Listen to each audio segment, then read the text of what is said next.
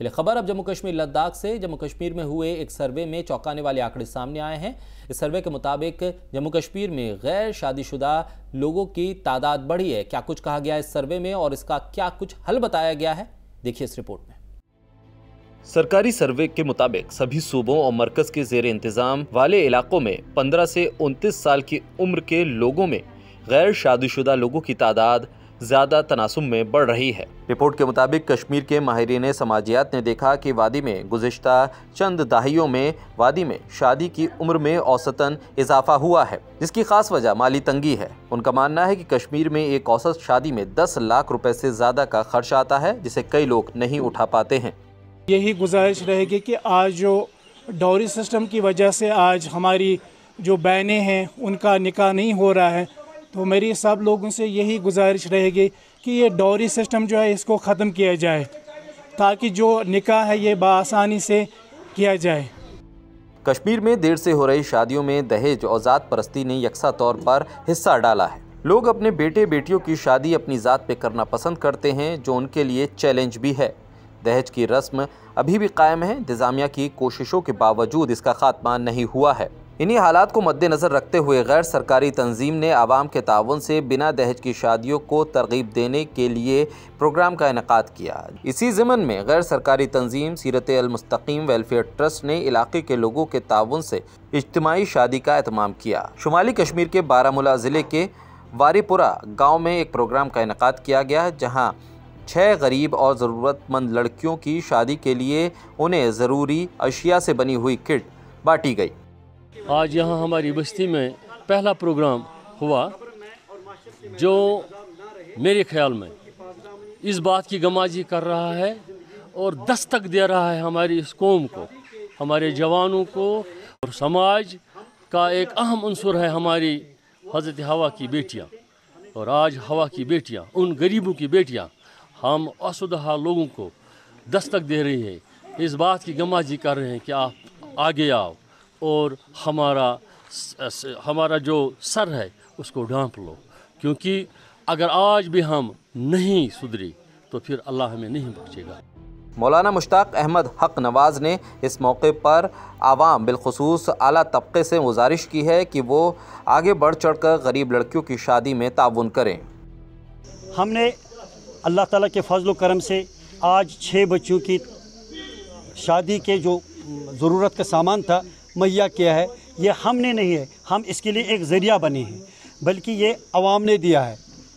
श्रीनगर से आया है, पुलवामा से आया है, और उन लोगों ने हमें मावनत की है। सिस्टम की वजह से जो आज ख़राबी पैदा हो चुकी है, बच्चियां रह गई हैं शादी ब्याह से, और बच्चियों की उम्रें हद से डल गई है।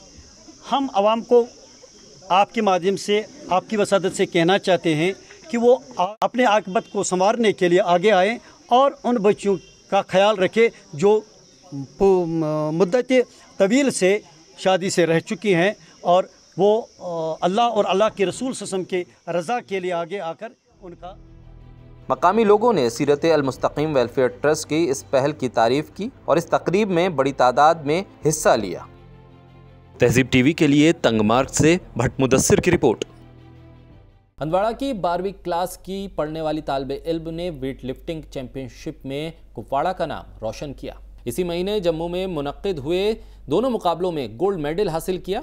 Jammu Kashmir UT power lift और डेड लिफ्ट चैंपियनशिप जीतकर कुपवाड़ा का नाम अमीरा ने रोशन किया। पिछले साल हंदवाड़ा के एक जिम से बॉडी बिल्डिंग की शुरुआत की और अब तक कई मुकाबलों में हिस्सा ले चुकी हैं। वो 4 बार मिस नॉर्थ कश्मीर का खिताब भी जीत चुकी हैं और साथ ही 2021 में मिस कश्मीर की रनर अप भी रह चुकी हैं। हाल ही में मैंने जो यूटी लेवल का हुआ था power lifting and dead lift championship, उसमें मैंने 2 गोल्ड हासिल किए और मुझे best female power lifter of Jammu and Kashmir का अवार्ड भी मिला। हाँ, मैं नेशनल्स के लिए भी प्रिपरेशन कर रही हूँ। हाँ, मतलब अभी मैं प्रैक्टिस में ही हूँ। अभी उसके नेशनल्स के लिए हमारा कोई डेट नहीं आया है, तो जब भी आएगा इंशाल्लाह मैं जाऊँगी, अपना बेस्ट दूँगी और मैं कोशिश करूँगी कि मैं नेशनल लेवल भी क्रैक करूँ। 1 अक्टूबर को राजौरी में वजीर दाखिला के दौरे से पहले वहाँ लोगों ने उनके दौरे का इस्तकबाल किया और अपनी कई मांगों को भी सामने रखा। पीर पांचाल ह्यूमन राइट्स फोरम के सदर एडवोकेट मोहम्मद जमा ने वजीर दाखिला अमित शाह के 1 अक्टूबर को राजौरी के दौरे पर उनका इस्तकबाल करते हुए उम्मीद जताई है कि इस बार वो पहाड़ी तबके को शेड्यूल्ड ट्राइब का दर्जा देने का ऐलान करेंगे। राजौरी में पहाड़ी रैली होने जा रही है और ये होम मिनिस्टर यहाँ भी कर रहे हैं और बारामूला में भी कर रहे हैं, और हमें तवक्को है कि अमित शाह जो हमारे होम मिनिस्टर हैं एक बड़े बोल्ड हैं, निडर हैं और वो देंगे। मुझे तवक्को है कि वो पहाड़ी जो है शेड्यूल्ड ट्राइब देंगे। और एक बात और क्लियर करता जाऊँ कि इसमें मैं दावे से कह सकता हूँ कि ये सदियों से भाईचारा हमारा चला रहा है गुज्जर बकरवाल पहाड़ियों का। ये मैं कोई आके देखे तो 98% किता पीर पंचाल में जो लोग हैं ना उनके नाम में ये बिल्कुल चल रहे हैं, इकट्ठे रह रहे हैं। सिर्फ 1 या 2% जो है वो जो नहीं चाहते कि यहाँ भाईचारा हो, ये मिल के रहें, एक रहें, तो उनका हक भी छीना नहीं जा रहा है। उनका हक हम कहते हैं और दो, लेकिन हमें शेड्यूल ट्राइब में उनका भी ज़्यादा साथ है। तमाम लीडरशिप जो है, चंद लोग जो ऐसे हैं जो फिजा को ख़राब करना चाहते हैं, तो मेरी उनसे ये अपील है कि इस चीज़ को बंद करें। जब देना सेंटर ने है तो 98% जब हमारे साथ हैं गुज्जर बकरवाल भाई, तो उनको भी किसी भी स्टेटमेंट नहीं देना चाहिए और मिलजुल के यहाँ अमन भाईचारा पहाड़ी और गुज्जर मिल के रहें। अगर वो हुकूमत देती है, अमित शाह साहब या हिंदुस्तान के वज़ीर आज़म देते हैं, तो उसका खैर मकदम करना चाहिए, ना कि इसमें उलझना चाहिए या लड़ना चाहिए। हाल के दिनों में कई जगह पर भालू के हमले से कई बच्चे शदीद तौर पर जख्मी हुए हैं। अब इस मामले को लेकर वाइल्ड लाइफ महकमे की तनकीद भी हो रही है। हाल के दिनों में कई जगह पे भालू के हमले में कई बच्चे शदीद तौर पर जख्मी हुए। इसको लेकर जम्मू कश्मीर के साबिक वजीर ताज मोइनुद्दीन ने गुस्से का इजहार किया, साथ ही महकमे वाइल्ड लाइफ पर तनकीद की। उड़ी में आए दिन हादसा हो रहे हैं। जंगली जानवरों ने कई बच्चों के उठा लिया, चीर फाड़ कर दी। अब हालिया कुछ दिनों में 2 बच्चों को वो लेपर्ड जो है उठा के ले गया। वाइल्ड लाइफ हुकाम ने बिल्कुल कोई काम नहीं किया और ना वहाँ गए मौके पे। आज शायद सुना है कि उनकी गाड़ी गई है, मगर फिर मैंने डीसी साहिबा से आज बात की, उन्होंने यकीन दिलाया कि हम इसमें एक्शन ले रहे हैं। और मैंने रिक्वेस्ट की कि जिस तरह पहले डीसी साहब ने आर्मी को हुक्म दिया था कि वो इनको मार दे, वही इमरजेंसी का हुक्म आप जारी करें।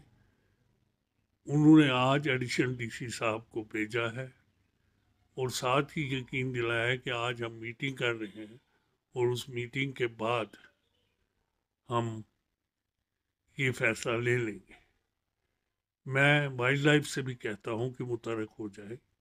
आप जानवरों की फ़िक्र करते हो मगर इंसानों की फ़िक्र भी साथ करें और जो लोकल पॉपुलेशन है उनको इस चीज़ से बचाएं। उनकी जंगली जानवरों की रखवाली करनी है मगर इंसानों की जान का भी ज़िम्मा उन पे है। और जो ये हादसात हुए हैं इनकी प्रॉपर कंपनसेशन जो है वो दी जाए। अहम महकमों के सरबराहों को इजाफी चार्जेस दिए गए, जिसके चलते गांदरबल के एडमिनिस्ट्रेशन में भी इसका असर देखने को मिल रहा है। अहम महकमों के सरबराहों को जब से इजाफी चार्ज दिए गए हैं तब से ज़िला गांदरबल के इंतजामी मामलात मुतासिर हुए हैं, जबकि कुछ महकमे बिना सरबराह के ही चल रहे हैं। सबसे ज़्यादा मुतासिर होने वाले अहम महकमों में महकमे बागबानी शामिल है। दूसरा अहम महकमा म्युनिसिपल काउंसिल है, जिसके चीफ के पास काफ़ी चार्जेस हैं। इसके अलावा chief education officer, district social welfare officer, deputy registrar cooperative, Chinar development officer और डिस्ट्रिक्ट ट्राइबल ऑफिसर के पास भी इजाफी जिम्मेदारी है, जिसका असर इंतजामी मामलात पर पड़ रहा है। अगर हम गवर्नमेंट डिपार्टमेंट्स की बात करेंगे, यहाँ पे जो अफसर तैनात किए होते हैं उनको लोगों का सुनना होता है, लोगों की ग्रीवेंसेस पे गौर करना होता है, लोगों की मुश्किलातों का अजाला निकालना होता है। लेकिन अगर मैं डिस्ट्रिक्ट गांदरबल की बात करूँगा, हमारे पास डिपार्टमेंट्स तो बहुत है, अफसर्स भी हैं यहाँ, लेकिन हमारे बहुत सारे डिपार्टमेंट में जो ऐसे अफसर्स बैठे हैं जिनका एडिशनल चार्ज है। जैसे मैं बात करूँगा म्युनिसिपल काउंसिल गांदरबल जो है, यहाँ का ईओ साहब है, इनका यहाँ पे भी चार्ज हो, या टंगमरग में है, या हमारा जो हॉर्टिकल्चर है अफसर है उनका यहाँ पे भी चार्ज है, और एक ज़िले में भी चार्ज है, या हमारा CEO चीफ एजुकेशन अफसर जो है उनका यहाँ पे भी चार्ज है, और एक ज़िले में भी चार्ज है। या मैं सैनिक स्कूल की बात करूँगा, एक लीडिंग स्कूल हमारे डिस्ट्रिक्ट गांधरबल का है, वहाँ की कुर्सी खाली पड़ी हुई है, पिछले 1 साल से तकरीबन प्रिंसिपल वहाँ पे नहीं है।